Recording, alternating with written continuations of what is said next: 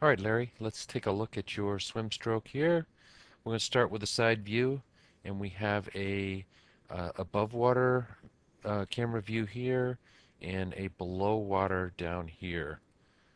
They'll be synced up in just a second, and they'll both be rolling. First thing I see right off the bat here is you watch as you take this first breath. See how far your head comes up out of the water? If we go back, so now the head's down in a really nice position. As you take that breath, it comes up, up, up, and then back down into a good position. Nice high elbows on this recovery here.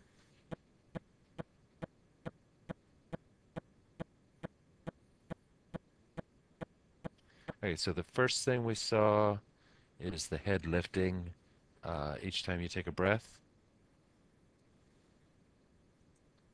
That head lifting will account for, it's one of the reasons that you see your lower body dropping down. The other is your arm placement as it goes into the water. There's the head lift again.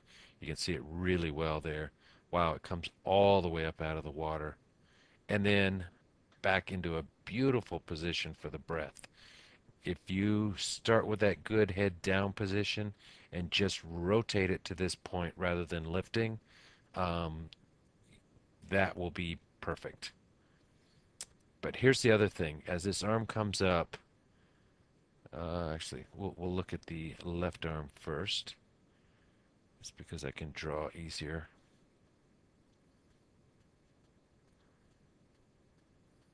Nice extension. You held it fairly well. Okay, go back just a little bit. Yeah, you're holding that arm out there really nicely. Okay, the recovery arm comes up. Nice high elbows. All right, at this point right here, the recovery looks really good. Um, you got the arm, upper arm here, forearm, and hand. What we'd like to see is for this upper arm to swing around, forearm and hand, and then finally upper arm around a little more, forearm, and then hand enters the water right in here somewhere, about 6 inches in front of your head. Hand enters the water, fingertips first, pierces a hole in the water. Your wrist follows, your forearm follows that, your elbow follows that. As all of this is happening, your body continues to move forward, and finally your shoulder ends up going through that hole as well. The arm extends out underneath the water. What we're seeing happening here is this arm's going to extend out up above the water. See how your lower arm's already in the water, your elbow is just entering the water, and your hand is still several inches above the water. And we'll see your hand is the last thing to go in. That should be the first thing to go in. The problem is, and this is also essentially has the same effect as lifting that head up when you take the breath. Whenever you um, reach out something above water in front of your head, your arm, that's the only thing you can reach out there. Whenever you reach that arm out above the water, what happens is that the lower body, hips, and legs want to go down. They want to fall down towards the bottom. And we can see that here with this less than horizontal body angle. What we'd like to see your body angle is perfectly riding up on top of the water or really close to that. This angle is a result of two things. One, this arm being hung out up here, and the other um, from the head lifting. So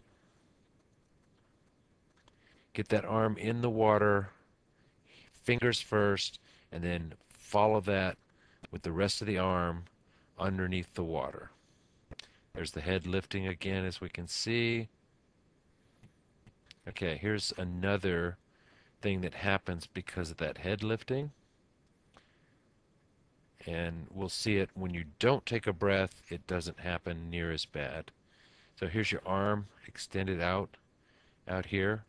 What we would like to see is upper arm here, forearm, hand. Next thing that happens would be your catch. The catch, the upper arm would stay the same.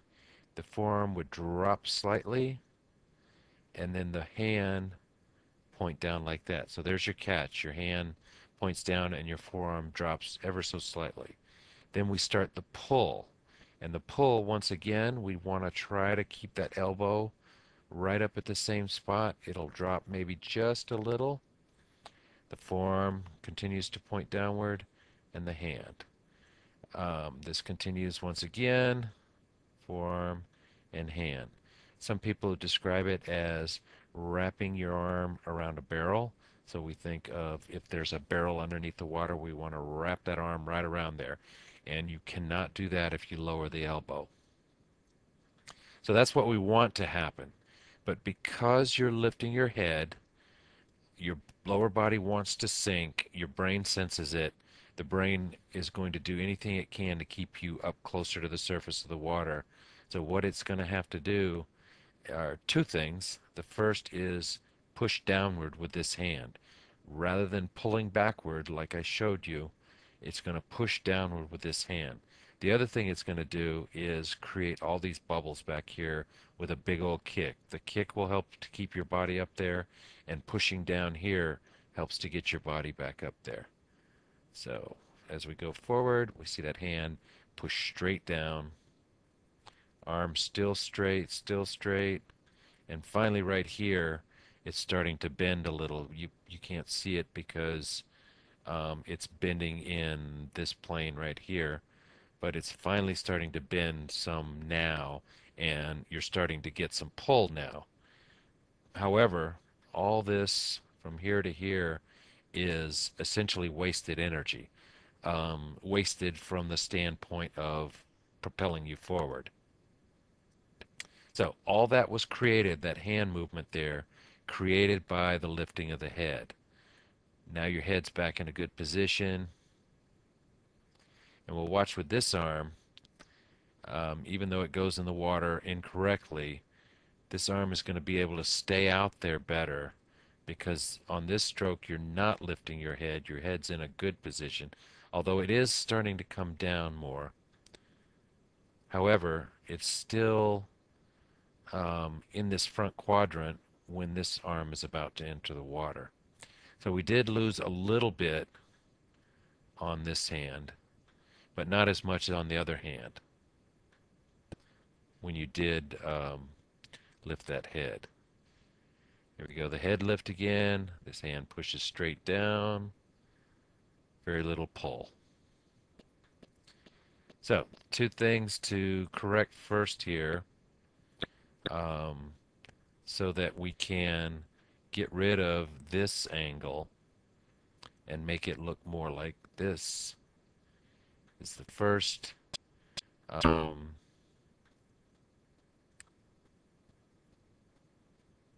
Never hang that arm out in front of your body like this. Um, the arm will go into the water about 6 inches in front of your head, fingers first, and then the rest of your arm follows. The second thing is the head. As you go to take that breath, the forehead stays in place and just rotates to the side without any lifting.